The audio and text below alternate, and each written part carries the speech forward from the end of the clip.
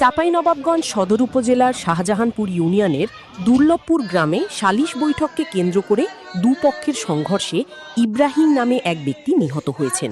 এই ঘটনায় অন্তত ৭ জন আহত হয়েছেন। নিহত ইব্রাহিম দুর্লভপুর গ্রামের শওকত আলীর ছেলে। বুধবার তারিখ সকাল ১০টার দিকে এই সংঘর্ষের ঘটনা ঘটে। স্থানীয় সূত্রে জানা গেছে, শাহজাহানপুর ইউনিয়নের মনিরুলের সঙ্গে ইব্রাহিমের বিরোধের জেরে একটি সালিশ বৈঠকের আয়োজন করা হয়েছিল। সালিশ চলাকালে মনিরুল ও ইব্রাহিমের মধ্যে তর্ক বিতর্ক শুরু হয়।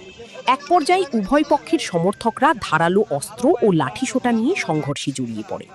সংঘর্ষের সময় ধারালো অস্ত্রের আঘাতে ইব্রাহিম গুরুতর আহত হন। পরে স্থানীয়রা তাকে উদ্ধার করে চাঁপাইনবাবগঞ্জ জেলা হাসপাতালে নিয়ে গেলে কর্তব্যরত চিকিৎসক মৃত ঘোষণা করেন। এই ঘটনায় আরও অন্তত ৭ জন আহত হয়েছেন বলে জানা গেছে। চাঁপাইনবাবগঞ্জ সদর মডেল থানার ভারপ্রাপ্ত কর্মকর্তা ওসি ইকরামুল হোসাইন ঘটনার সত্যতা নিশ্চিত করে বলেন, সালিশ বৈঠককে কেন্দ্র করে সংঘর্ষে একজন নিহত হয়েছেন এবং কয়েকজন আহত হয়েছেন। পরিস্থিতি নিয়ন্ত্রণে রয়েছে এবং আইনগত ব্যবস্থা গ্রহণের প্রক্রিয়া চলছে।